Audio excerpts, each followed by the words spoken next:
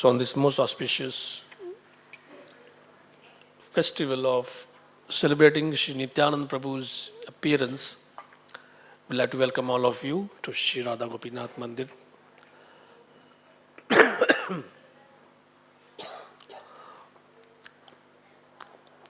I thought I will use this beautiful song as a foundation for discussing Nitai Katha, Leelas of Lord Nityananda.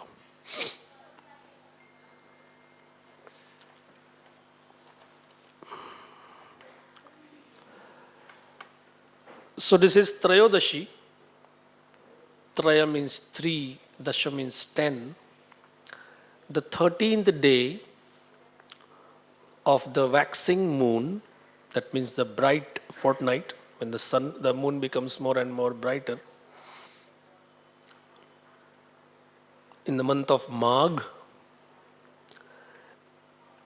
in the town of Ekachakra, Lord Nityananda Prabhu made his appearance. Ekachakra is also called Radh Desh, the place where the Ganga does not flow.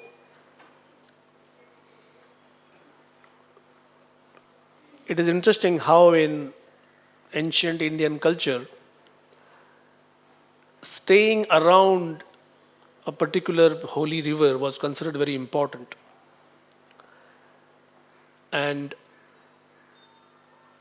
places where the Ganga doesn't flow was considered impious. In the Mahabharata, we also have the understanding that all those countries where the Pandavas did not go, they were called the Pandava Varjita Desh. That means that land was so bad that Pandavas didn't think fit to go there. So what is fit? What is not fit?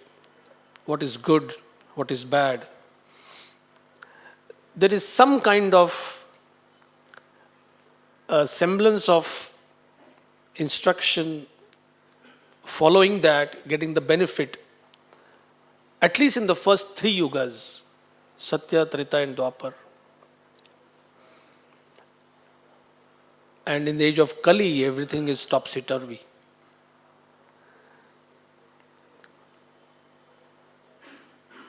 We live in deserts. There are mega cities planned in deserts. There are mining towns at the extreme poles, Arctic.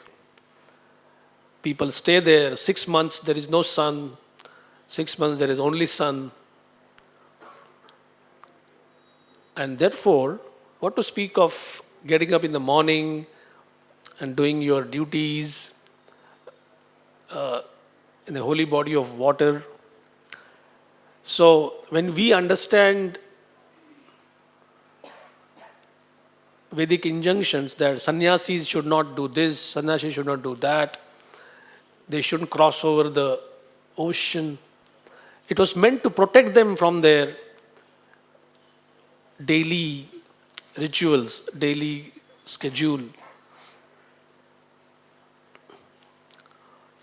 But because Kali kind of makes everything hollow from inside, or kind of makes everything rot from the top, hardly any rules, regulations, hardly any cleanliness, mercy, any austerity, any truth. So, just like in a hospital,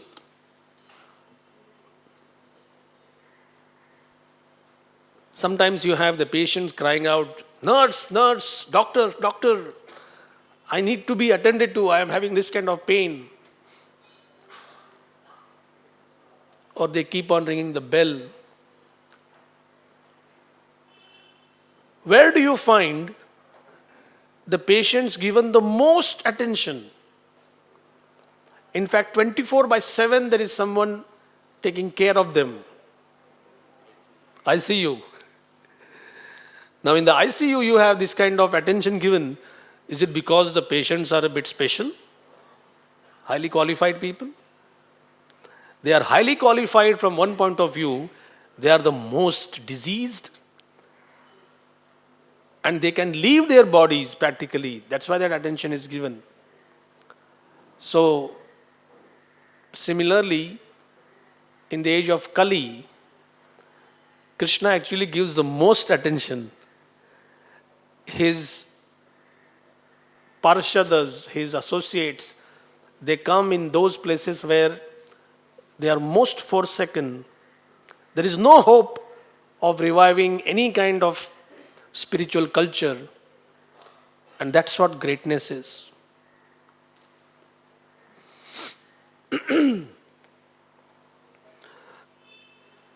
Now, I also was part of that culture where you feel that school doesn't teach you so much, you have to go to a coaching class. And in Mumbai, there was one coaching class where they say, we guarantee you 90% result, 90% marks in SSC, 10th standard. But then they had a condition that you have to have minimum 85% plus in your 9th standard. So the understanding is, if you take 85% plus scholarly kind of students and then make them go above 90%, that's not much of a achievement, is it? They're already worked up, 10th standard is important. So in the previous ages, people were already godly, they already had qualities, and then to make them a little bit more extra pious. But in our Bhaktivedanta research, launching of the Bhaktivedanta Research Institute at Bharati Vidya Bhavan, there was this politician who told about a teacher in Jammu.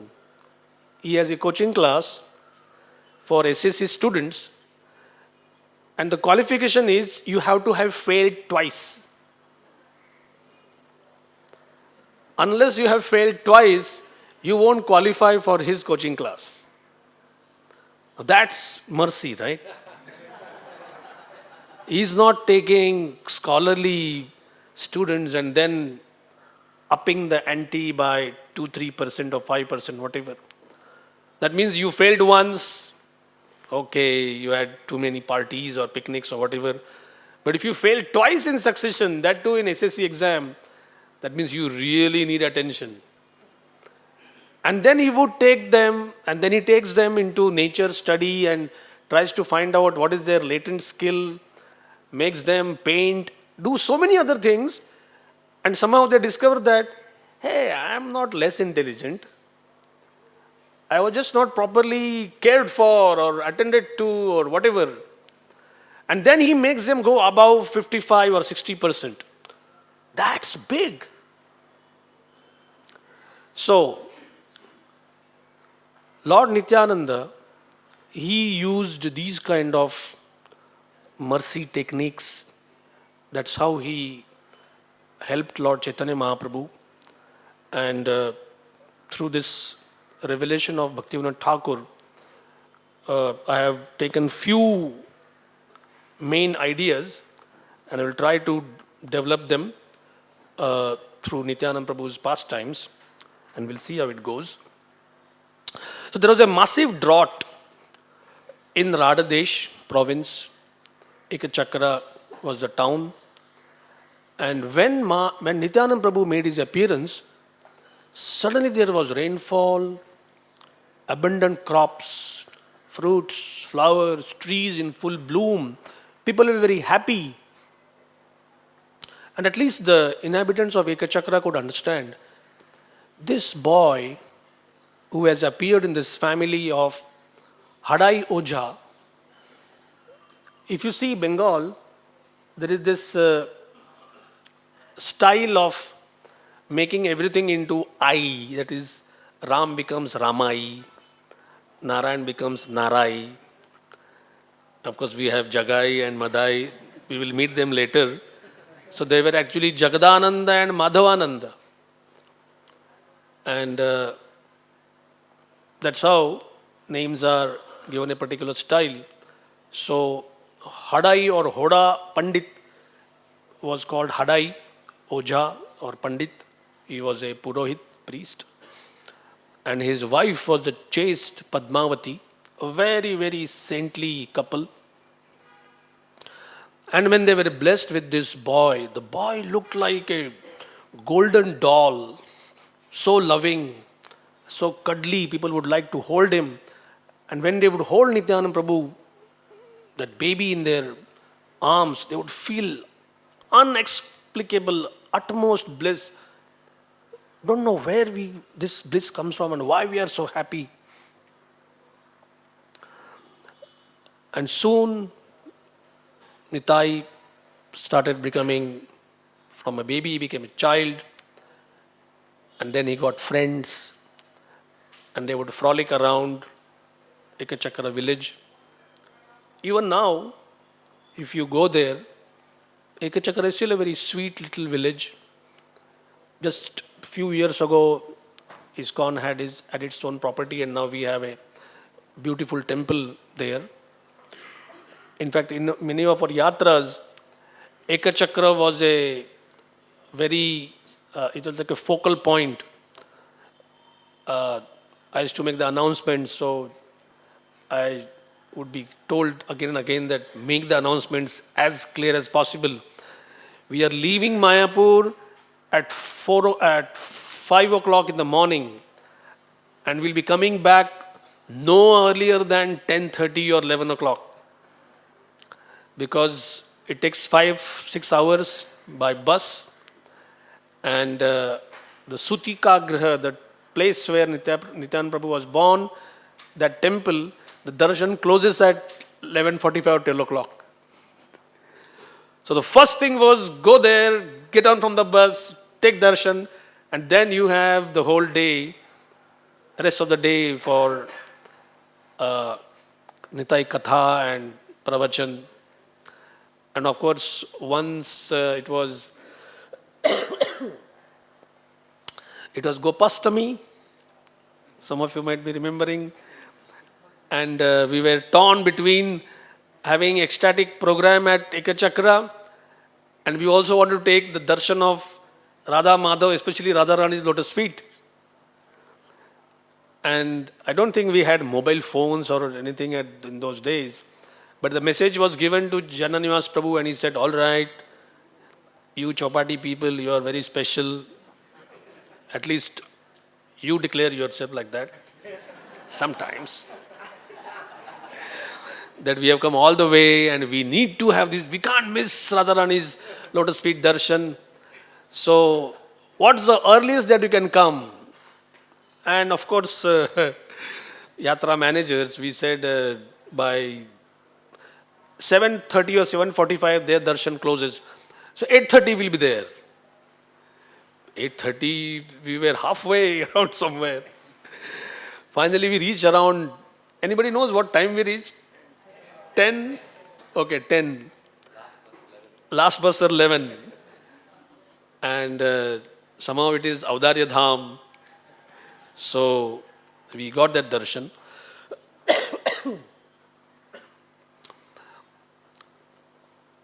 Nitai would call his friends, and as it is explained, he would be the producer, director, and the writer of this script. And at that young age, 6, 7 or 8, 9 years of age, he would tell his friends that, okay, so one of them would be Kamsa and one of them would be Krishna. So now you have to hit him, you have to straddle on his chest and give him blows, and that's how Kamsa dies. Then you are Vasudev, she is Devaki. Kamsa has killed 6 of your newborn babies. This is Bhumi Devi.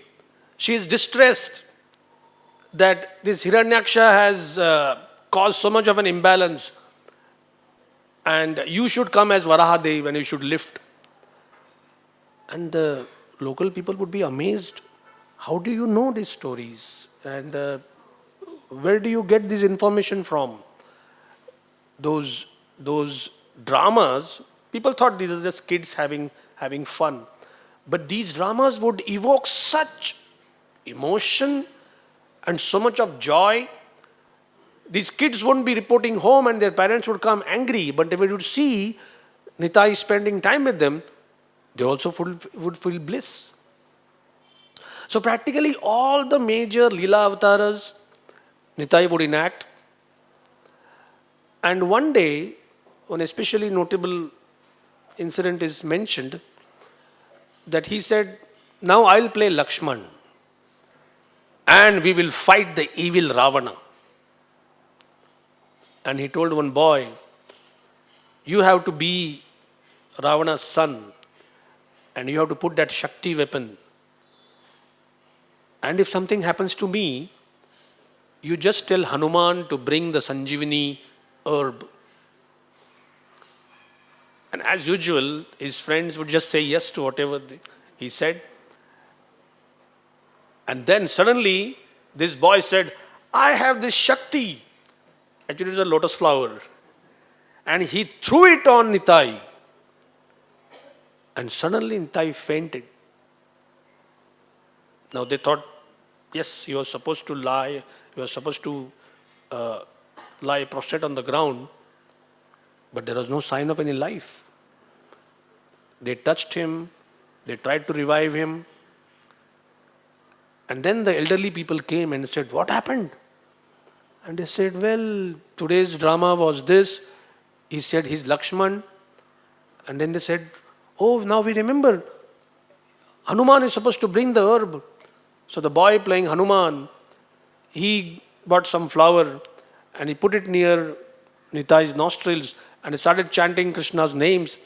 And he got up.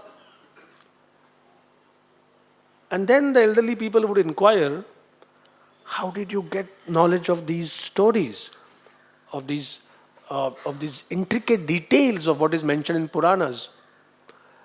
And true to his nature, Nityananda Prabhu said, these are my eternal pastimes. Of course, they wouldn't understand what that meant. So Chaitanya Bhagavat and other biographical works on Lord Chaitanya Mahaprabhu, they have this information given about Nityananda Prabhu's pastimes also. It was such a happy childhood. Everything was so nice. Nitai was now 12 years old. And one day, a very attractive looking sannyasi, effulgent, he came at their door. As usual, when you see sannyasi, the fourth spiritual ashram, the leader, practically the leader of all 8 ashramas. A Brahmana is the leader of the Varnas, sannyasi is the leader of the ashram, but technically means all other 4 also. Yes, Maharaj, we are very happy that you have blessed our home. Tell us what can we do?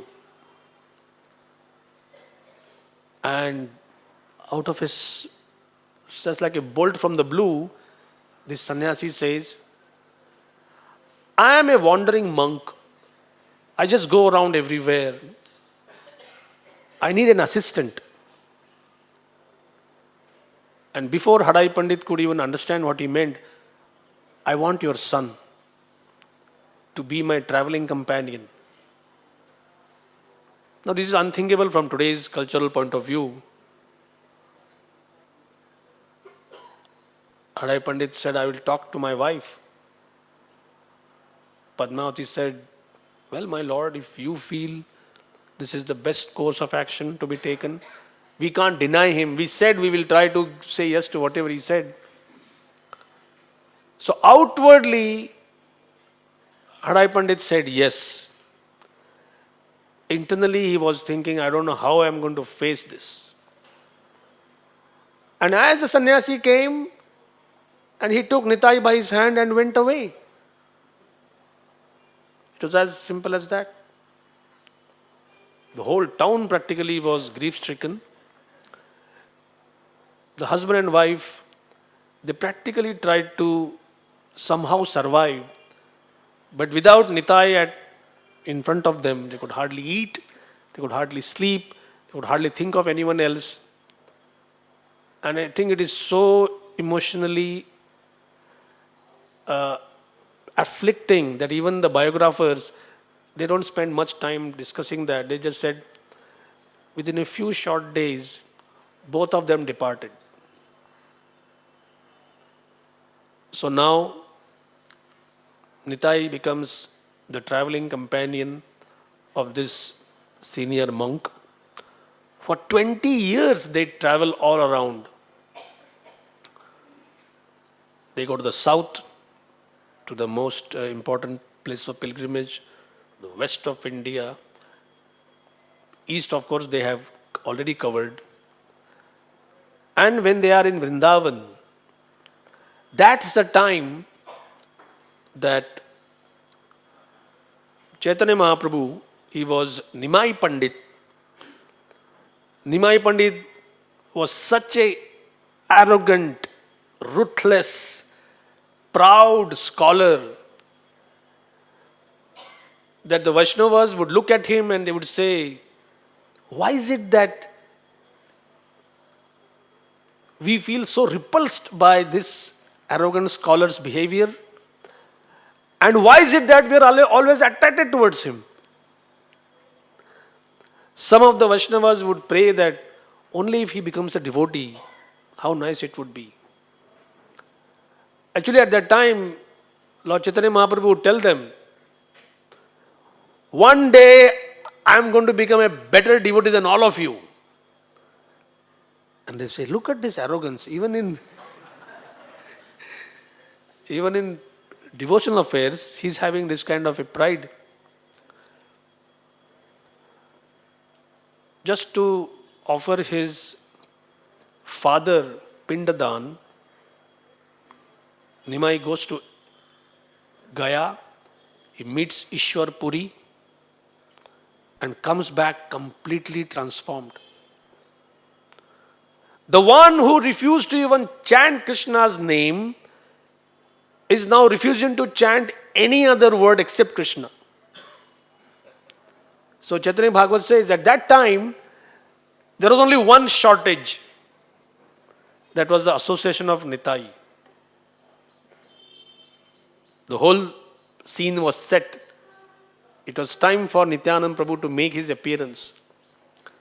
And that was the time in Vrindavan, Nityananda Prabhu, he asked, where is Krishna? I have come here, I have come to see Krishna. And he was told, Krishna has come to Nadia. So that's the time he leaves the service and he comes. The day before they meet, Lord Chaitanya tells his followers, I am going to meet a very great personality. He came in my dream. There was a towering chariot with the flag marked by a palm tree. And there was someone inquiring, where is the house of Nimai Pandit? Where is the house of Nimai Pandit? And then this bluish complexioned personality came. I was immediately attracted towards him. I said, who are you? He says, I am your brother. So, I request you, my friends, he is here in Nadia district, Navadip town. Please go and find him. So, Mahaprabhu's immediate associates, Shankar Pandit, Gadadhar Pandit, Srivas, his brother, Sri Ram, many others, they immediately go and try to find out. 9 hours they spend in trying to find, and they all come back empty-handed. They said, we don't know. Nobody knows that any such personality has come here, and if he's there, why doesn't he come out? We even went to places where the homes were locked. We tried to inquire whether there's anybody there inside, but nobody knows. So Mahaprabhu said, okay, I'll also join the quest to find him. And at Nandanacharya's Bhavan, in today's topography, just next to our Mayapur campus is this Gaudiya Mutt. That is the Gaudiya Mutt which was erected on the home of the previous home of Nandanacharya. So Mahaprabhu goes there and he says, Nimai! And then they come and meet. So it is interesting to understand Lord Chaitanya Mahaprabhu is Krishna and Nityananda Balram is the original spiritual master. How exactly does one get a spiritual master and how does one actually get the service of Krishna? Through these pastimes, we are allowed a glimpse into the inner workings. There are so many people who say that I don't get any guru. I didn't find any guru. I didn't find anybody worthy of taking shelter. Actually, it's difficult. How does one get guru? There are some people who say, I don't need a guru, I just need God. But without Krishna's help, you don't get guru. And without guru's help, you don't get Krishna. Some people are so angry with their failure in spiritual life, whatever reason, that the guru is seen as a middleman. It's a very bad word in business language. It's like somebody who just takes commission. Why should my quest to serve God be through some middleman? What if he distorts things on the way? The reality is so different. In fact, right here on the altar, Jananayas Prabhu and Pankajangri Prabhu, they were teaching us, and I found this so sweet. Every day, those who come for Mangalarti, Shringararti, every time you see a pujari offering, you will find that first he offers, whether it's a flower or a dhoop or a lamp, to the spiritual master. But somebody might say, hey, the first right to enjoy something belongs to God. Krishna should be offered everything. So Jananadas Prabhu said, the understanding is, we give them something for approval. Will you check whether everything is proper or not? We also say, I don't have the love. I don't have the love. So when I show you something, you add your love on that. Like for example, if a boss sees that some note, there is a secretary's addition that already approved. He said, okay, already approved, then I don't need to do anything. So this is how every guru who also is a disciple, they give it to their guru. It goes to Radharani. She gives her final seal of approval. And when Krishna sees that, no more questions. And then Krishna, after Krishna has enjoyed something, which is the proper way, Bhoktaram Yagya Tapasam, he is a supreme enjoyer. Namo Brahmanya Devaya, Go Brahman Hitaya Cha, Jagat Hitaya, Krishnaya, Govindaya, Namo Namaha. This is the mantra in which every temple, every pujari, this is the way you pray to Krishna. Please accept this.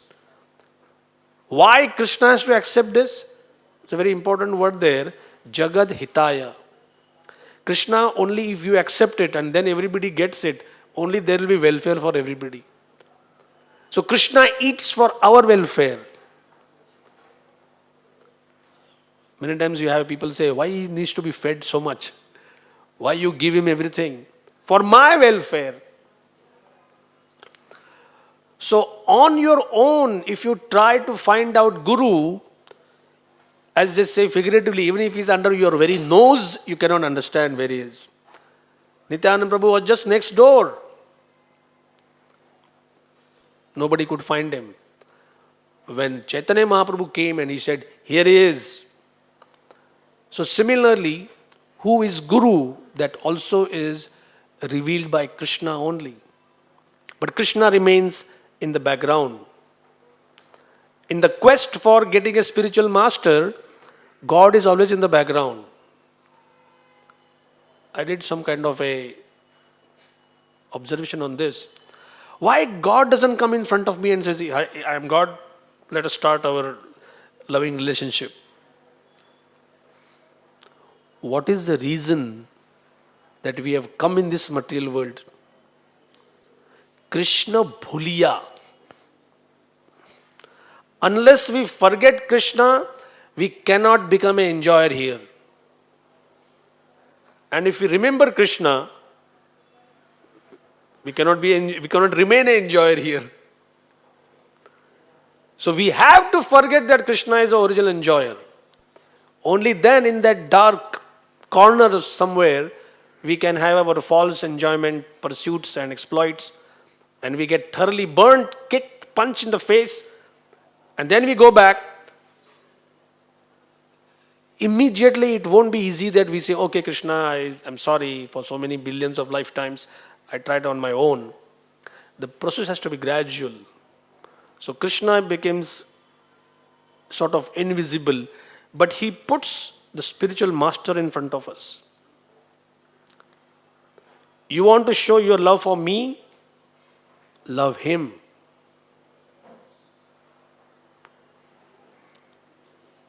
That's why those who feel that they can directly approach God, there is no success there. God simply doesn't accept. People can live in that kind of a mental phantasmagoria that I'm just doing something which is directly being offered to Lord. No. Time and again, Srila Prabhupada would explain the concept of eva bigachet. He said that's word.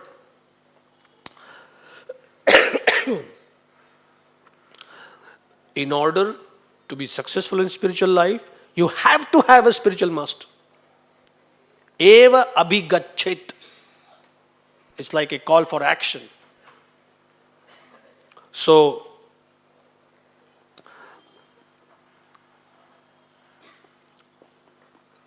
we'll take the first concept, or not a big concept as such, but just the first term from this bhajan, that Nadiya Godrume Nityananda Mahajan. Godrum is a dweep island. Mahaprabhu has started a holy names market. Patiyache Nama Hat.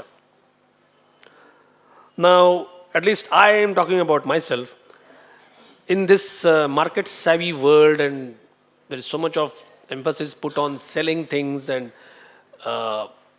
in fact in today's internet world, we don't even know who is selling what and how are they earning money. Exactly. Previously, if there was some kind of a candy, I eat this, I am the enjoyer. Today, you read something and it's totally free on your mobile phone. WhatsApp, it's free, isn't it? Free? No?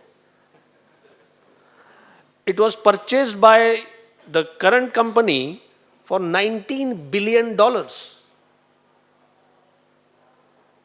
somebody said, I got it free. Why they paid so much money? So who's earning money in what way? Who is the product? Who is the enjoyer? You get a free newspaper and you may say, I am the enjoyer. Every day I open my window, there is a fresh newspaper. Those people who have those brains and are earning money, they say, you are the product. You, the reader, you are the product. And the advertiser who pays us money, he is the enjoyer. And he said, nah, I am not such a fool that I will allow myself to be enjoyed by anybody and everybody. Check yourself in the last 6 months, 8 months, 1 year. What are your buying decisions? Who influenced them? You are the product, you like it or not. They say in English, there is no use bolting the barn once the horse has run away. So the horse has already run away. There is no way you can secure it.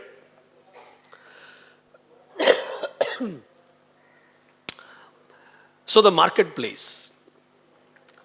There is a very popular soft drink. It's one of the most popular, most advertised.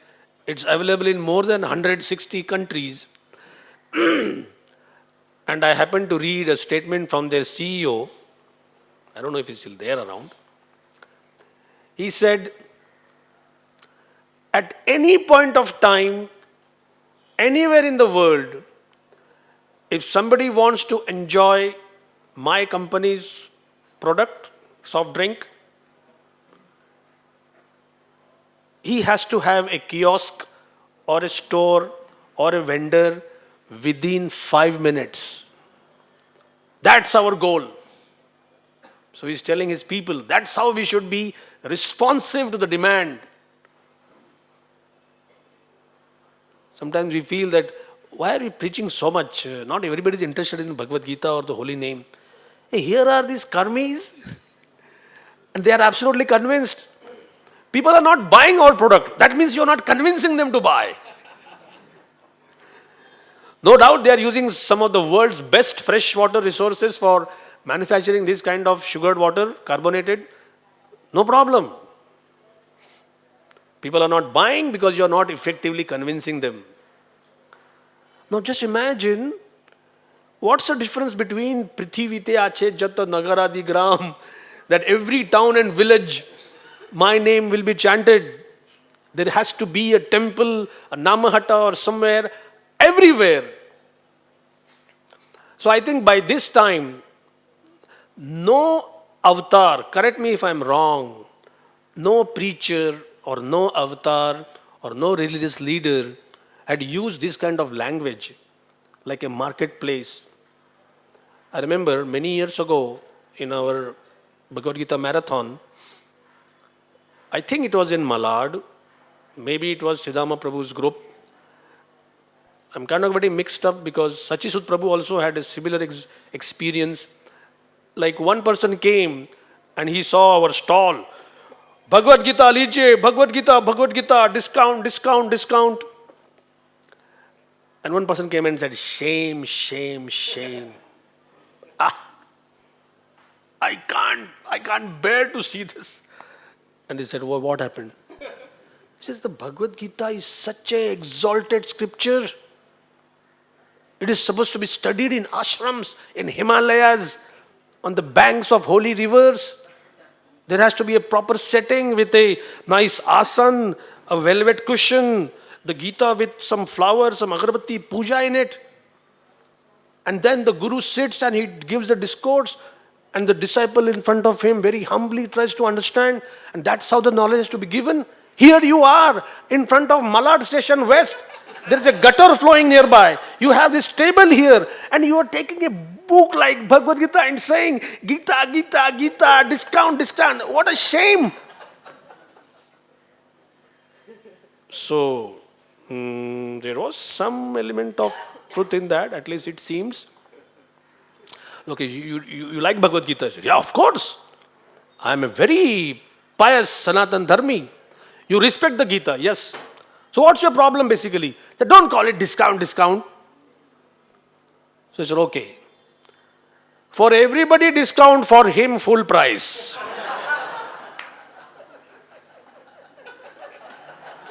You feel this book is worth 500 rupees. At that time, I think the Gita was 100, we are giving for 50% discount. And he said, this book is actually worth 500. So, okay, for you, sir, it won't be any rupee less than 500. He said, why I should pay more? And he left. 2 days later, again he came and said, I'd like to get the discount. So actually, well-meaning, pious followers of Sanatan Dharma, they also kind of, no sense of wonder that they are confused now. They were royally confused during Nityanand Prabhu's preaching. Why is he at our door? We'll cover that in this Prabhu Agya thing. Right now we are discussing the marketplace. There is another bhajan, if you remember, Bhaktivinoda Thakur also wrote that. Surabhi kunjete nama hat khuleche, khoda nitai. Nityanand Prabhu has opened another marketplace. Now why marketplace? Because the Lord knows in what way the world is spinning and in what direction it is going. People have become highly conscious about cost, benefit, sell everything. I read somewhere that an American baby sells its tears and purchases its mother's milk. This is what the best country the world has to offer in its 21st or 20th century. This is what their psychologists would say. Husband, wife, it's all commercial. Baby, now what can be more sacred or simple or pristine than the relationship between a baby and its mother? But as you know, the baby has to sell its tears to buy its mother's milk. So this buy-sell thing, even before it becomes completely ingrained in our life, none other than the original Guru, he said, all right, here is a holy name marketplace. Let's see if you can purchase it. Just to make a small survey, raise your hand if your either introduction to Krishna consciousness or your enrichment of the understanding took place in a Namahatta program. If your first introduction or the way you understood Prabhupada's philosophy clearly took place in a small Namahatta program. Many. How did you come? College preaching. That is a Namahatta program itself. So, why don't you raise your hand?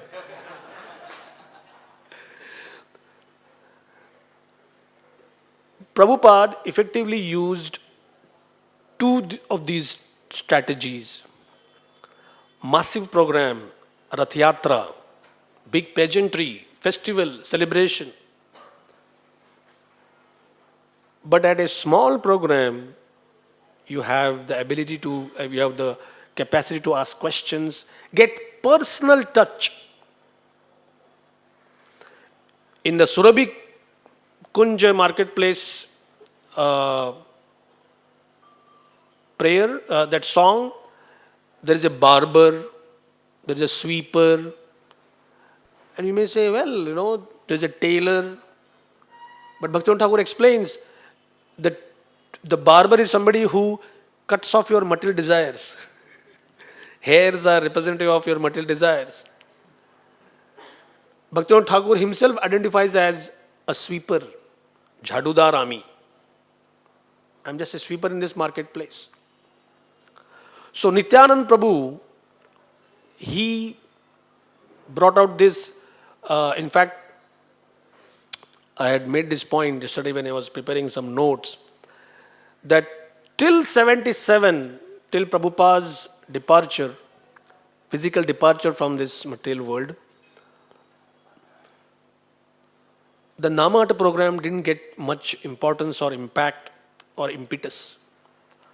And thanks to the efforts of His Holiness Srila Jayapataka Swami Maharaj, very publicly trying to acknowledge that it was his efforts where he discovered the Godruma Bhajan Upadesh, that long song written by Thakur Bhakti Vinod, and it gives detailed information about how to conduct these programs.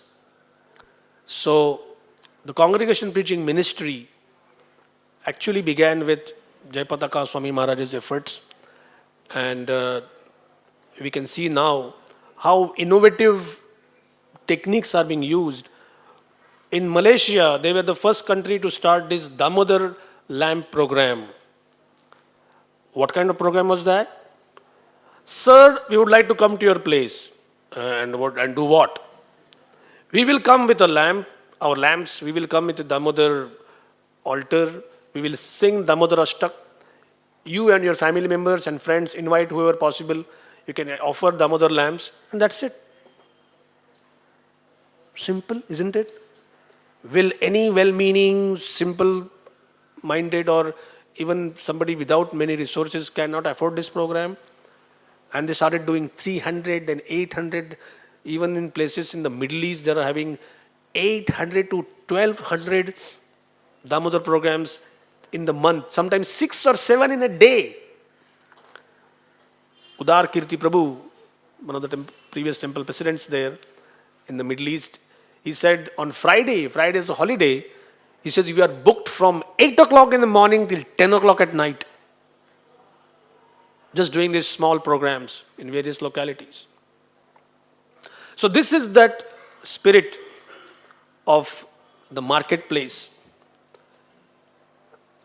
You and me might be having our own idea of, somebody making it very cheap, somebody making it like right in the streets.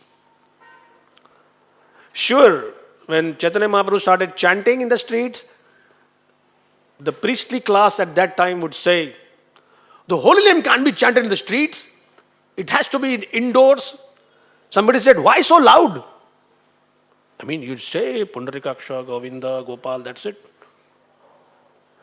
Don't you know the Lord of Shwetadeepa is sleeping and Vishnu becomes actually angry and agitated if you chant loudly? So, one thing is for sure, the shape, form, means of this material world may change, but the basic allegations remain the same. And as long as the allegations remain the same, you should know you're on the right course. So, not to put too much of a fine point on that. So, this marketplace, okay, I'll come to the marketplace. All right, I will buy the product. What is the product? Prem Naam, Shuddha Naam. Now, Prema Naam is a very different concept. Nowhere in the Puranas or nowhere in the Upanishads you have Prem Naam being offered like what is offered in the marketplace. In fact, there are some Subhashitas, Sanskrit aphorisms.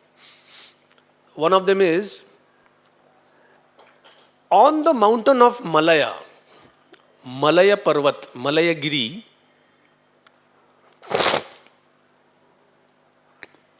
there are the tribal people who stay there. Bhillas. What do they use for firewood? Any idea? Sandalwood. And what is used in normal homes for your morning pujas of devatas? Sandalwood.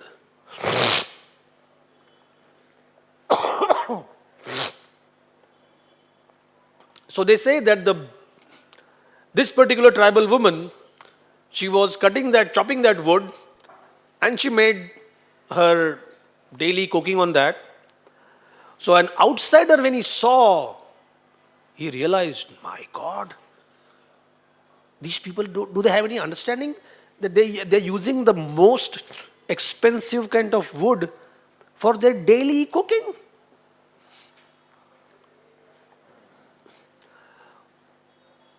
Something similar, not exactly in all ways, but in the marketplace of the holy name of Nityananda Prabhu, you give your price. Shraddha mulye shuddha naam se hatete bikay. You have to give Shraddha. We'll discuss it shortly. What exactly is that Shraddha? You have Shraddha, you purchase the holy name, transaction complete. It's only when you take that holy name And then you research all the Upanishads and Puranas and Mahabharata and Ramayana, everybody, every other place. Then you realize, oh, what did I get? I got pure Naam just for some Shraddha, which is not available anywhere. And here it is, all over the marketplace, everybody is saying, holy name, holy name, holy name, holy name. So please bear that in mind. Shraddha, in a very, very street smart sense way, translates as faith. And then we have this whole thing opening up. I don't have faith. Maybe you have faith. Maybe you are meant to become a devotee. I'm not meant to become a devotee. Or I lost my faith. Or I have a serious faith crisis. What exactly is that thing? I'll be using just the initial mentions of the word Shraddha, chapter 3, 3.31, and then 4.39 and 40.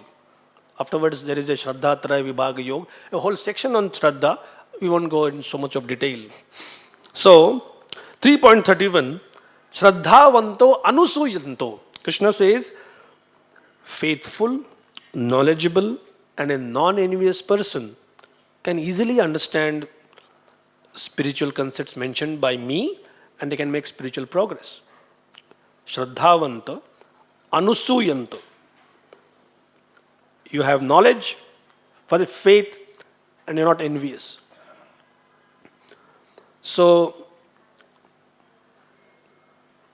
Burijan Prabhu brings out this point very nicely. Alright, somebody has Shraddha, there is success. And somebody says, I don't have faith. Utter ruination. That doesn't seem to be fair. There has to be some shades in between. Like you have some faith and then you grow it. Where do you get Shraddha? And how do you develop it? I was so happy and relieved in a lecture Prabhupada says, we basically all have some faith. How many of you came to the temple today by taking a BST bus? Anyone? 1, 2. Okay. Did you check the driver's license? No. Number 1. Did you check the fuel in the bus? No.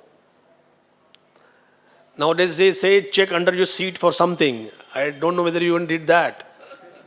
For any unidentified object, unattended luggage. Did you check the ticket which you got with some authority of the bus administration that this is a bona fide ticket? No. You said, why do you complicate matters so much? It was just the 64 bus. I took it, got down at the Bharti Vidya Bhavan stop, I came here, simple.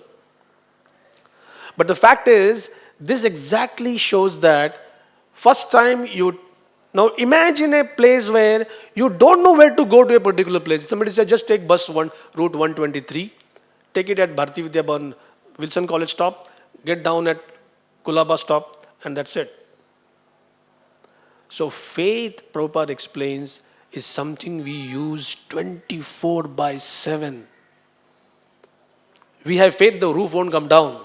That's why we are sitting here. But if something starts, some rumbling sound or whatever, then we have doubt. So, first point is, we don't need to have some extra faith in spiritual life just to begin it. Use whatever faith you are using in your material things and just make a beginning here. In fact, you will find you have more of it, some extra. But faith we always have. We have faith that this particular movie star will entertain us. We come out of the theater disappointed only to find the next attraction. This could be good. So we are willing to even forgive for some small lapses. Faith is always there. So Arjuna seems to ask that why is that those who have faith in you are rewarded, those who have no faith are not rewarded. So Krishna says, please try to understand. Baldev Vidya Bhushan makes a point that Arjuna seems to ask, Krishna, you're like the king. If someone doesn't obey the king, he is to be punished. Don't people fear punishment? Krishna says, no. That's the thing in this material world. People just follow their own instincts. And that's why we get so many different types of results. So, in the fourth chapter, Krishna says, Shraddhavan labhate jnanam tat paras samyate indriya. What is that Shraddha? Firm belief in Krishna. And now Prabhupada I have read this so many times, but especially for preparing for this class, it really hit me that how nicely and simply Prabhupada has put such difficult concepts in normal language. What is the meaning of firm belief in Krishna? Prabhupada says, simply by acting in Krishna consciousness, we can get the highest perfection. Here Bhaktivinoda Thakur talks of Krishnera samsara koro. Live in this world for Krishna. This is that hint. Faith has two aspects. One is discharge of duties in devotion service, and second is chanting of Hare Krishna. Hare Krishna, Krishna Krishna, Hare Hare, Hare Ram, Ram Ram, Hare Hare. This is one faith builder. And if you say, I don't have faith, therefore I can't chant, no. Because I don't chant, therefore I don't have faith. That's the proper way of seeing it. So chanting Hare Krishna, even without faith, at least in the beginning, is a faith builder. And surprisingly, Prabhupada says in the purport, after this you have to begin controlling your senses. I said, I thought it was the built-in, the whole price was for the whole thing. No. Get faith, start chanting Hare Krishna, and then we have to do something to control our senses. In the Bhaktyalok, which is a small essay on the nectar of instruction, Bhaktivinoda Thakur gives another beautiful understanding. Enthusiasm is the heart of faith. Anytime there is a seva, there is some project, and you are enthusiastic, please understand that's a faith builder. That can go a long way in building your faith. Now, if faith, Shraddha, the Sanskrit word Shraddha, has the root Rit, the English word heart, the Sanskrit word Hriday, it all has connections with that. Surit, a friend so close to my heart. Krishna himself says, I am the Suridam Sarvabhutanam. So Rit is heart, Shraddha is to put your heart at a particular spot. That's why you say, I have Shraddha here, I have faith. Arjuna posits this question, what if somebody doesn't have faith and doesn't behave accordingly? And Krishna says, that's an important thing. Agyascha ashraddhadhanasya samshayatma vinashyati nayam lokosti na paro na sukham samshayatmana. Now this is a bit of a tricky thing. A fool who has no faith in spiritual life but has full faith in material life may actually have some peace of mind. Please understand. They may actually get some enjoyment temporarily. Prabhupada was walking and one man came and he was dangling a fish. And he said, would you like to enjoy? Maybe it was India. And Prabhupada said, no. You only enjoy. And devotees in the morning walk were surprised. How can somebody be blessed by Prabhupada that you enjoy this fish yourself? You're not supposed to enjoy fish. We don't eat them at all. So the man walked away. Prabhupada walked 5 paces ahead, turned back and added, and suffer. That's the other part of the coin. We cannot have material enjoyment, just the head sign. The tail has to be there. So, in ignorance, there could be some enjoyment. Suffering will be there for sure. Now we are talking of the case of a doubting Thomas, as they say. So there are three types of people. Persons with no knowledge. I mean, there are people born in all parts of the world where absolutely no knowledge of what the spiritual spark is, what is Bhagavad Gita, what is Vaikuntha world, or no knowledge. No knowledge, so no Shraddha. Second, persons having knowledge, they can cite Bhagavad Gita. The moment you say something about Bhoktaram, Yagadavsam, Sarvalokameshwaram, I know that. So you say, if you know he is Sarvalokameshwaram, not really. I know the verse. I can cite the verse. One relation of mine, we were discussing this verse, Yogakshamam Vahamyaham. So I stumbled on the verse. He completed it for me. So I said, doesn't it mean that Krishna will give everything?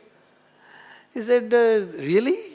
You really feel that he will provide what you lack and protect what you have? I said, but it says there. He says it says for sure, but does he do it? So I got this clarification here. Persons who have knowledge, they can cite the verse, passages from scriptures, have actually no faith. Third category is even finer. They actually have faith, but they do not believe or worship Krishna. Surprisingly, there could be someone like that. They have faith. Krishna, real. The Gita, real. But why don't you do it then? Why don't you worship Krishna? Well, I don't know. In one Namata program in Jogeshwari, one old man came, not very old, and we kind of debated for some time. So finally I said, will you come to Radha Gopinath temple? And he said, Hukum aayega. If I am ordered. So I said, well, I don't have any control over that. How do I make Gopinath order you to come here? So I talked about this with one senior devotee, Bhagwan Prabhu. And so I said, how do you handle this kind of objections that I'll come only if I am ordered? So he said, these 700 verses of the Bhagavad Gita, Krishna is kind of shrieking from the rooftop, do this, do this, do this. Do you want any more special order? So this is just faithlessness. If you ask somebody who you are, I am just a nobody. I am nobody, but I am that somebody that Krishna has to personally tell me to chant. This shows there is no faith. In a lecture, Prabhupada clarifies this. You tell a doctor, I have full faith that you were a medical topper. I have full faith in your gold medal. I have full faith that this skin problem you have accurately diagnosed. I have full faith you have told me not to eat any fried items. But I am not going to do that. You may say, well, now what? You are telling him that you have full faith in his credentials. You have full faith that his diagnosis is correct. And you are telling him on his face, I am not going to follow you. These are the three people. No knowledge, but actually no faith. Have faith, but don't want to worship or believe in Krishna. Vishwanath Chakravarti gives further analysis of this Shraddha problem. He said these three people mentioned, Agyascha, Ashraddhadhanasya, and Samshayatma. He said Agya means foolish like the animals. What can you do? You can't train them, teach them, coach them, whatever. Ashraddhadhana, see if it applies to me at least, or it applied to me at one particular point of time. Ashraddhadhana is, there is knowledge of Shastras, but mutual disagreement of proponents of various theories, you get caught up. It is like There are five kinds of mafias, gundas having their own firefight, shooting, and you come in between and you don't know who is shooting whom. Ultimately, you might get a bullet on your head. So, I am relating this with people who try to read so many different theories. In fact, the Chaitanya Charitamrita also warns, Bahu Shastre, Bahu Vakya Mati Chinna Hoy. You don't understand what is sadhya, what is sadhan, what is the goal, what is the means, what am I supposed to do? In the Indian Posts department, there was a postal clerk. He got attracted to one Bhagwan.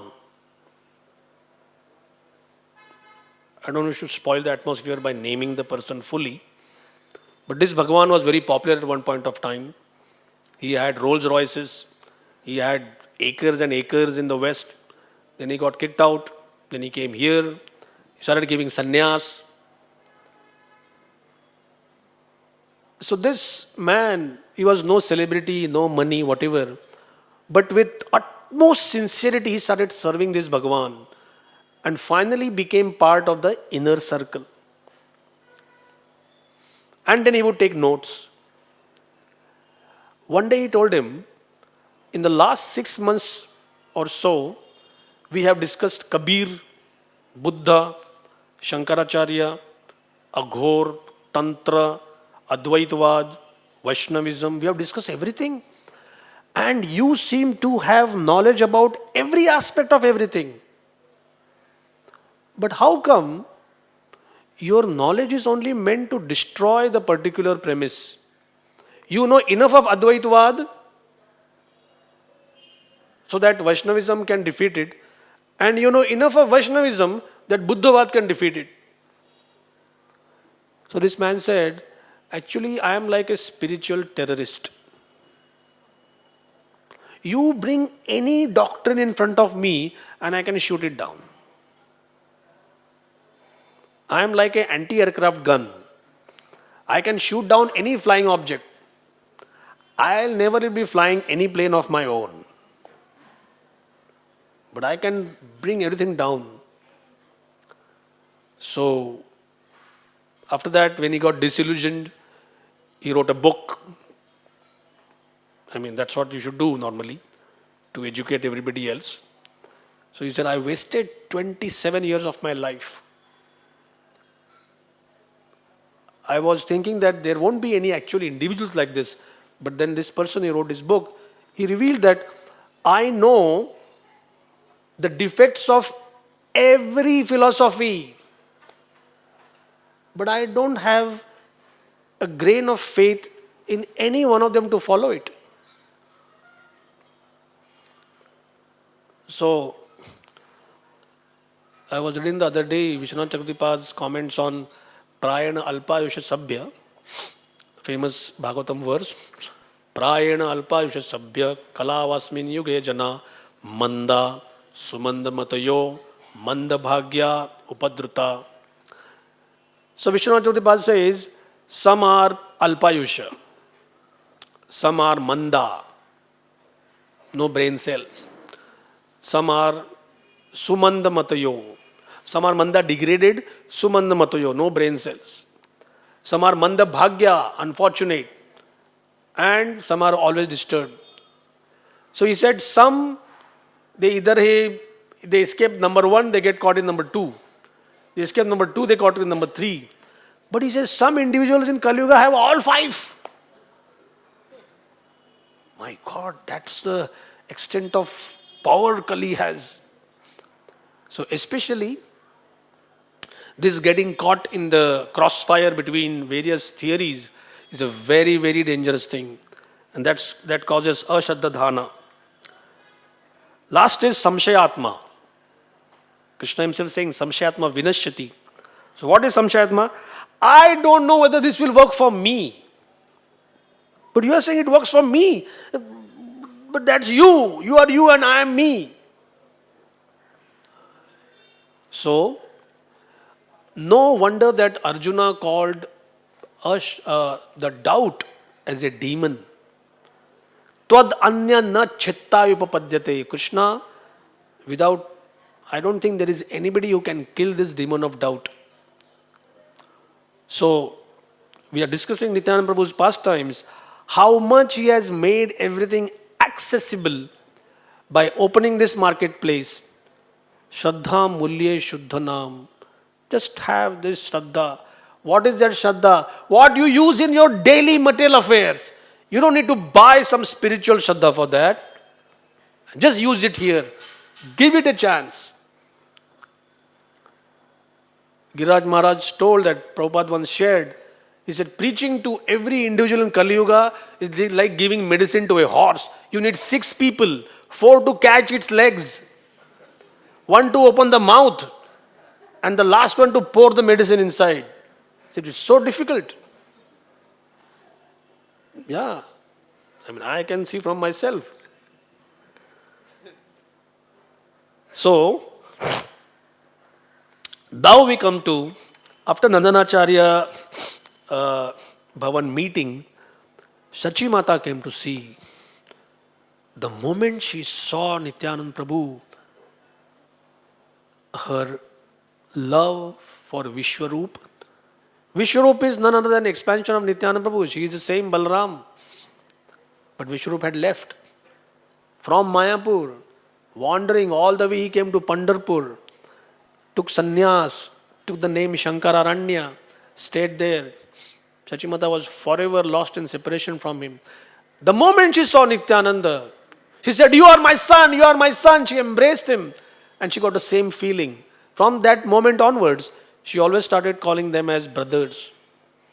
She thought she has found her long lost son.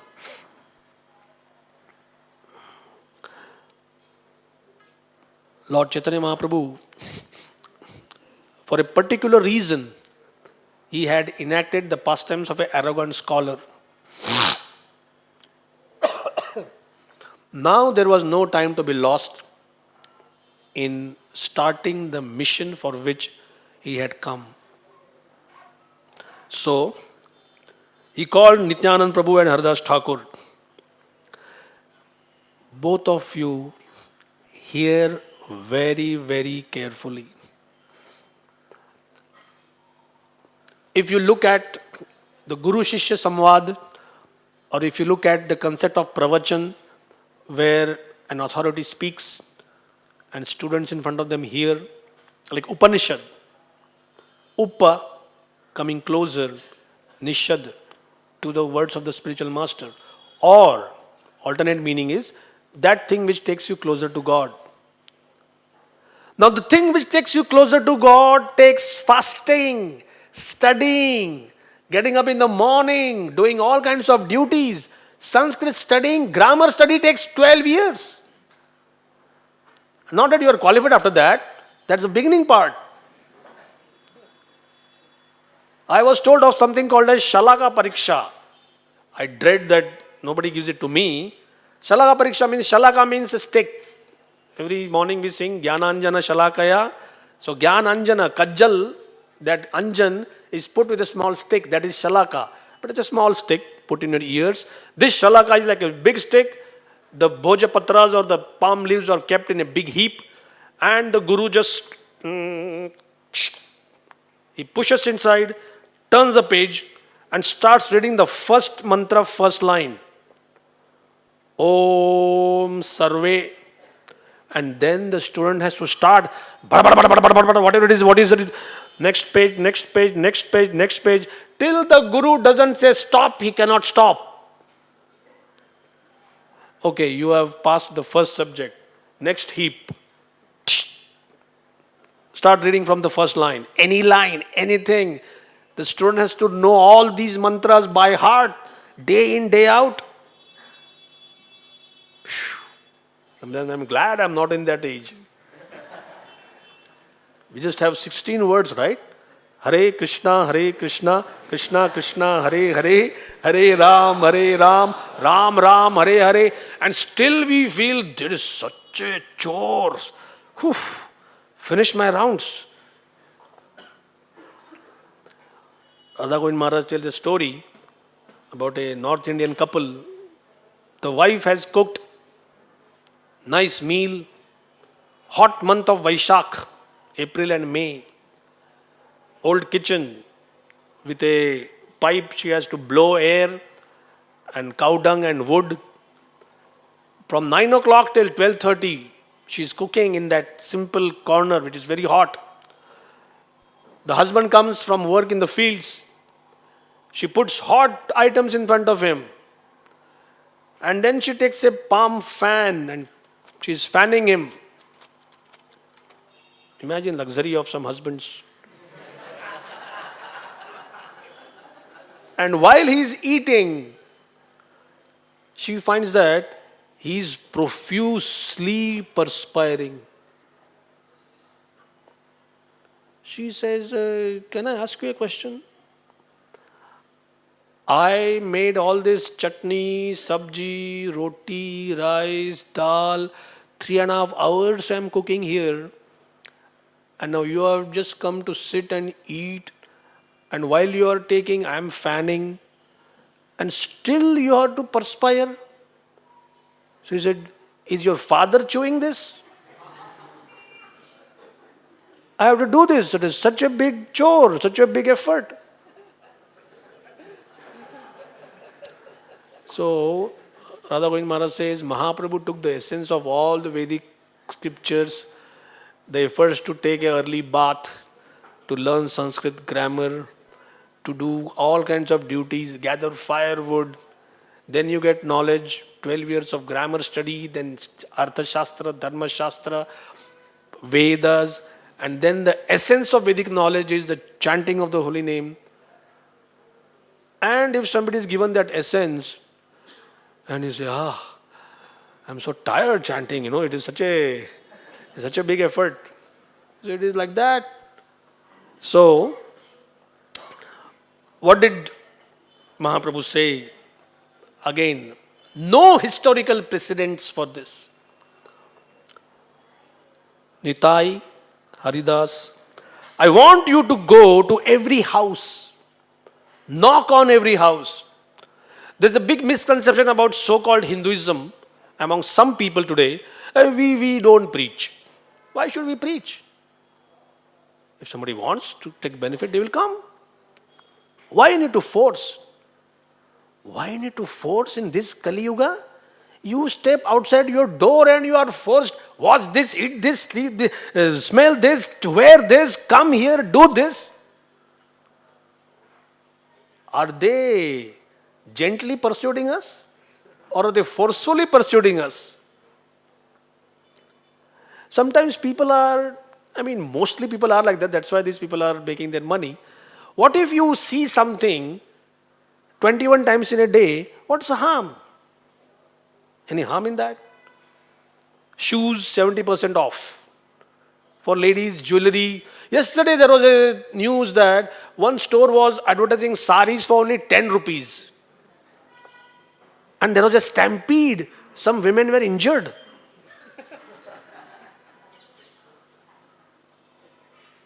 No, not that they didn't have saris, but how do you give up such an opportunity that only for 10 rupees? So, it's not that we are in competition with this material world. Our acharyas have clarified there is no need to compete.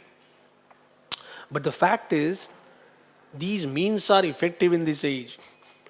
So he says, go to every house, go to every door, go to every marketplace, go to every shop, go to every street, go to every person. Bhakti Siddhanta Sri Thakur told his Gaudiya Math followers, 5 gallons. 5 gallons of blood for every person. You are a college preacher, see which are the boys there, make 5-gallon commitment for every boy. Okay? Only after that it doesn't become a devotee, you can give up. Otherwise, 5 gallons of blood.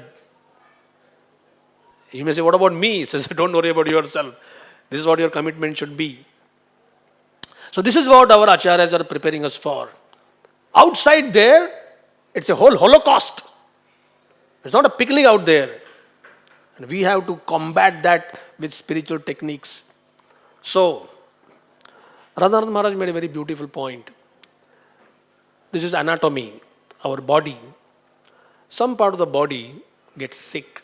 There is a boil, or there is a tear, there is a tendon tear, or there is a twist, there is some swelling.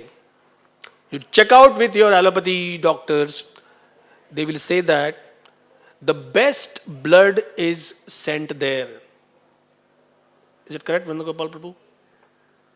Most attention is given there. You may say sometimes, this I can't move this.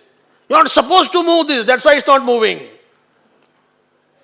The body has understood this part needs to be made immobile. Otherwise it will hurt. And that's why. So, seeing the nature of society, Gaur Nitai, they gave the best process to the most fallen in the time of most need. We'll come to Prabhupada's contribution at the end of our session and we'll discuss that also. So, there was a scenario and Haridas Thakur and Nityananda Prabhu said, okay, this is the idea, we'll go. What is the preaching formula? Oh brother, please chant Krishna once, that's all. Now do you think, is that a big task? Does it take a big effort? People started calling them thieves, cheaters. They started calling them robbers. They say, why? Just like if in this Kali Yuga, if you say that this is a crate containing 144 ripe Alfonso Hapus mangoes, please take it. Why are you giving it for free? There has to be some problem in it. Now, of course, people may have their legitimate problems. So, even something as simple as people not agreeing to open their mouth and say Krishna. So, in the marketplace, there was suddenly some uproar. And Nityananda Prabhu asked, what's the problem? He says, don't you know? There are these two brothers, Jagai, Madhai. They are in close contact with the Qazi here. They know the rulers. They come from very good Brahmana family background. They know Shastra. They did so much of puja and everything before. Now they have given up all behavior of a Brahmana. They are always drunk on strong liquors. They are so violent. Look at their steel-framed bodies. They hit people. They rape women. They murder. They set fire to people's homes. If they don't fight with anybody else, they fight with each other. But they have to fight. And if somebody comes to mediate, he's the one they both beat up. So as their list of disqualifications was read out, Nityananda Prabhu started becoming more and more ecstatic. He says, maybe they are the right candidate. And they say, are you sure? So Nityananda Prabhu goes there and says, forget all that you have done. Everything is forgiven. Just say Krishna once. Krishna, and then they lifted some, they had to find something to hurl at them. They saw that they only had their pots. And somehow Haridas Thakur, they all ran away from that place. Haridas Thakur came back, met Advaita Acharya and said, what kind of a partner I have? He goes to people's homes, he jumps in lakes where there are crocodiles, he tells people, why don't you chant, why don't you chant, why don't you chant? Today, he did the utmost by telling these two criminals to chant Hare Krishna. That time Advaita Acharya said, I'll tell you something. There is no secret here. Don't call them mad. These brothers are not mad. The one who gave you this instruction actually is mad. He's mad with love. He doesn't know what he's doing. Vishwanath Chakravarti says that a rich person, like a king or a zamindar, He may give 5 rupees, 10 rupees to any beggar. Somebody says, oh, sir, please, not eaten anything for last 4 days. Okay, come take some meal. Now, if this man also has little alcohol habit, and if one night, in totally drunk state, he opens his treasury, he brings out his treasury in the street and says, anybody want some sparklers, some stones, whatever? He says, take it. This normal charity you can get any time. But who's going to bring his choice family jewels? That whole treasury box outside. The moment his alcohol brings him on terra firma, on reality, he's going to close that box and take it inside. And next time if you go and say, what you gave yesterday, can you give? Hey, get out. You can get 5 rupees, 10 rupees as usual, but not that charity. So Krishna normally will give you dharma, artha, kama, moksha for the asking. You just please him with some formula and you can get that. It is cheap, it is temporary, it is going to cause misery later. But the Krishna Naam jewel box has been taken out. Nobody puts it out in the street, that's a fact. But he has done it. Why? Because he's drunk. He's intoxicated in Krishna Prem. So Sadhacharya says, market. Very soon, these two criminals will no longer remain criminals. So the next day, again Nityananda Prabhu went there. And in fact, there is a difference between pap and aparad, by the way. Ajamil was a pure papi, not a aparadi. But you and me, since we know what is the importance of the holy name, we can commit aparada. We are not mere papis. Papis can be easily forgiven. Aparadis get real stick. So, at one point of time, Jagai Madai had seen the Vaishnavas doing their singing, and they said, hey, this Nai Pandit sings well, huh? Nice. Let us bring him to our Mangal Chandi Kirtan. We'll show him what real music is. So the only remarks they had passed was something in praise. In fact, historically speaking, black tantra at that time was encouraged by some people because of so many foreign invasions that typical Hindus were seen as very complacent and whatever happens, happens for good. That kind of thing. So this easy kind of thinking, they were seen as soft targets. Especially Vaishnavism was seen as making a person spineless. Time and again Prabhupada has said, don't try to touch a Vaishnava. If he is empowered by Krishna, like Arjun or Hanuman, they can bring the most havoc on the opposite party.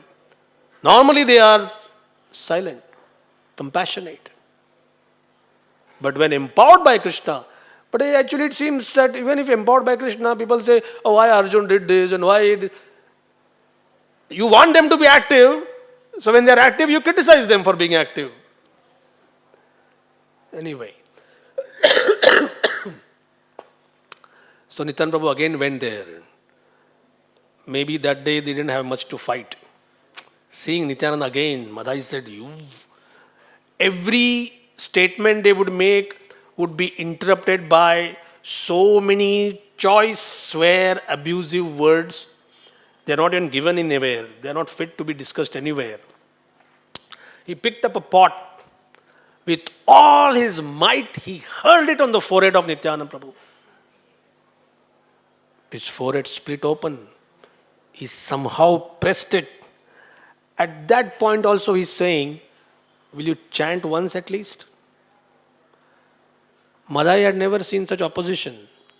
He took another shot at trying to hit at Nityananda Prabhu, and Jagai said, wait! Can't you see this man is a saintly person? That time the news spread, Chaitanya Mahaprabhu was brought there. Mahaprabhu seeing, this is what these rascals have done to my Nitai. The chakra came in. At that point, holding his forehead, begging to Lord Chaitanya Mahaprabhu, Nityananda Prabhu is saying, No, my Lord. We have killed so many asuras in the past. In the previous yugas, it was proper. This time, we are not supposed to kill anyone. Mahaprabhu was not happy with that. Okay, okay. This was not a very big blow. It's not like I'm suffering. It's not a big loss. I'm really okay. No problem with this.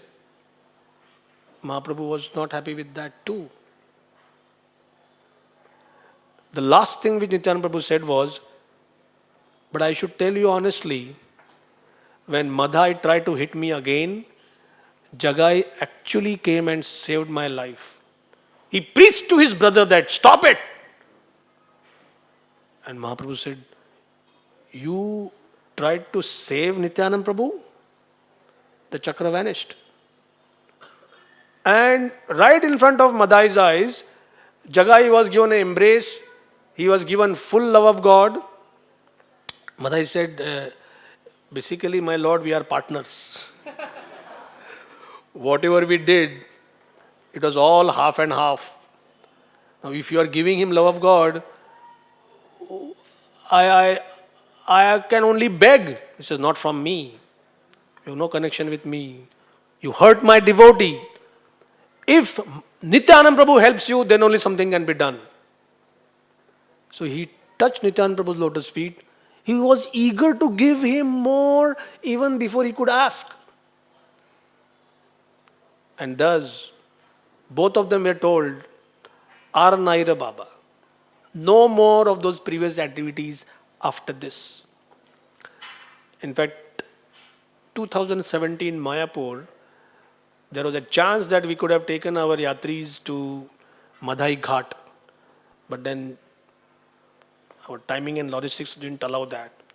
So Madhai Ghat was a place where Madhai built a ghat, a place where you can take a bath in the Ganga with his own hands.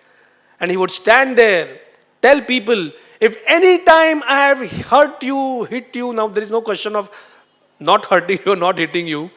But he said, if you forgive me, please say that my sins are absolved. You can do anything to me. You can cut me, you can hurt me, you can throw stones at me. And he would beg like this. So there is a special place called Madhai Ghat.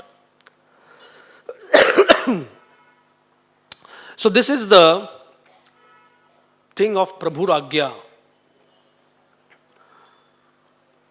We come to the last part, that Bolo Krishna, Bhajo Krishna, Karo Krishna Shiksha.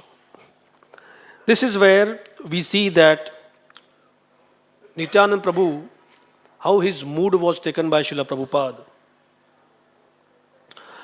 Once a disciple came in India, and out of sheer habit, force of previous habit, he started smoking ganja again. That time they were making life members. And Prabhupada told his secretary, strictly tell him that this won't be allowed. He tried, failed. They removed him from his post as some in charge of something, whatever. Finally, Prabhupada said, since he is continually doing that, tell him I reject him as my disciple. And that's how the connection was severed. And Tamal Krishna Maharaj then asked him, have you really rejected him, Prabhupada? Prabhupada said, no, I can't. I need to correct him. So these words were necessary. But as a representative of Nityananda Prabhu, Nityananda Prabhu's mercy has no boundaries. If he cannot reject anyone, I cannot also. I'm just waiting for him to again come on track. Nityananda Prabhu used to bow down even before the most lowly sinners. A man came to Prabhupada and said, I have one problem with your philosophy, I can't bow down. And Prabhupada took a very sympathetic approach.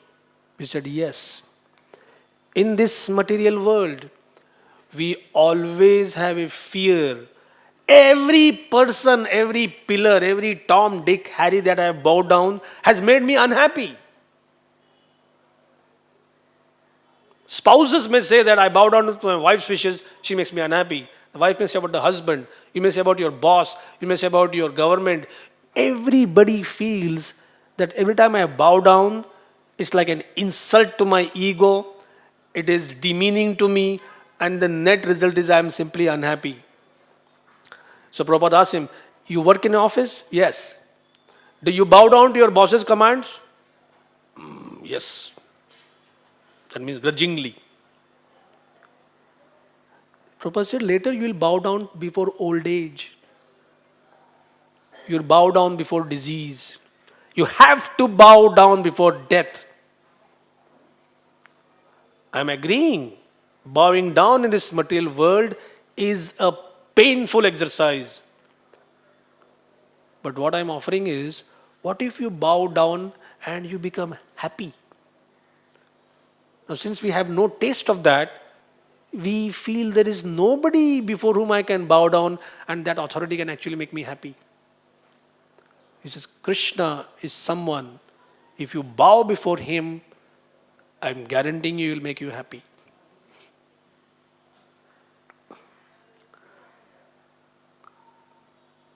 Just to end up our session here, there are some pastimes where we come to know how Nityanand Prabhu understood Lord Chaitanya Mahaprabhu's heart. It's a very difficult thing to say that I know this person's heart.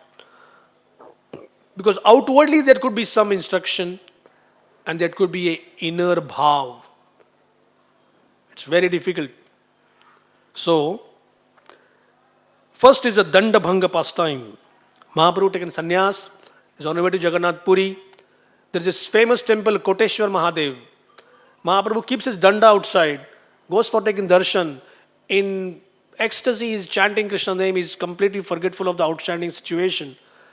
Nityananda Prabhu talks to the danda. My Lord carries Krishna in his heart.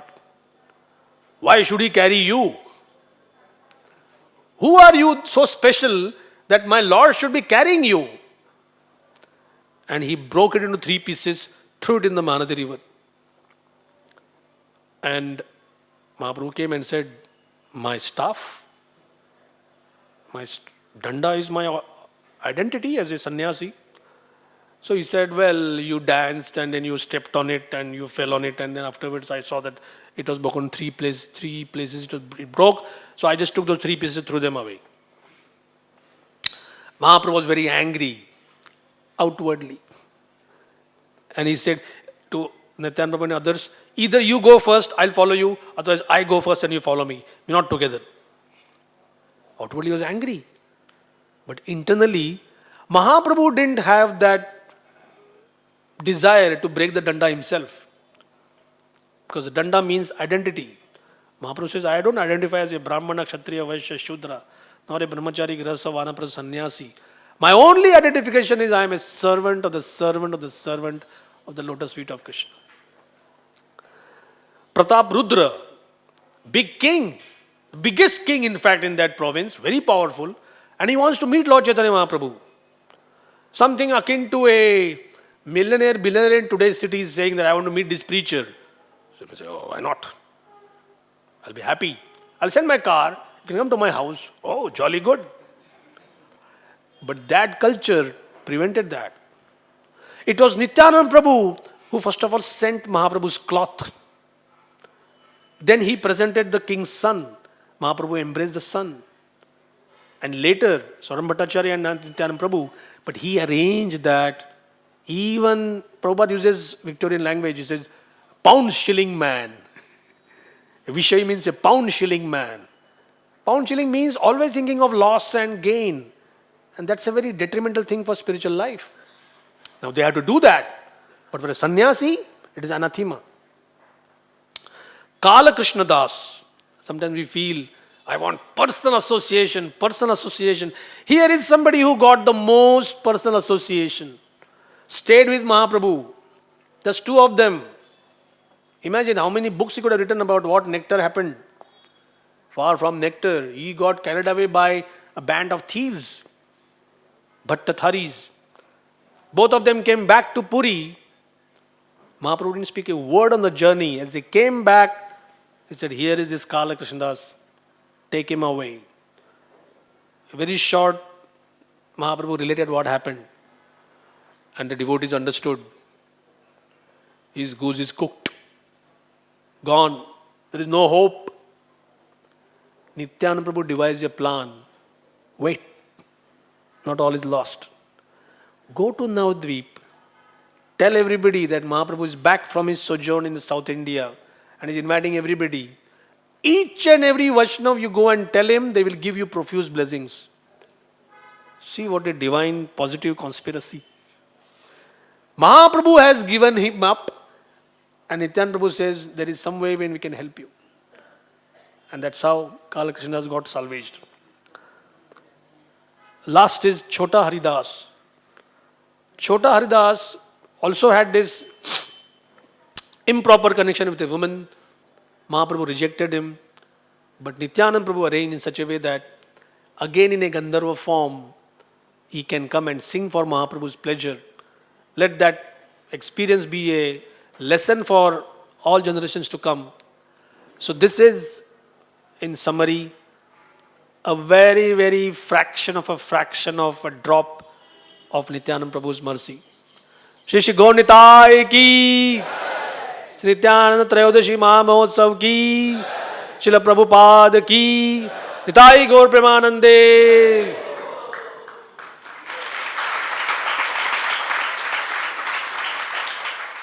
RG Media YouTube channel. Like, share, subscribe.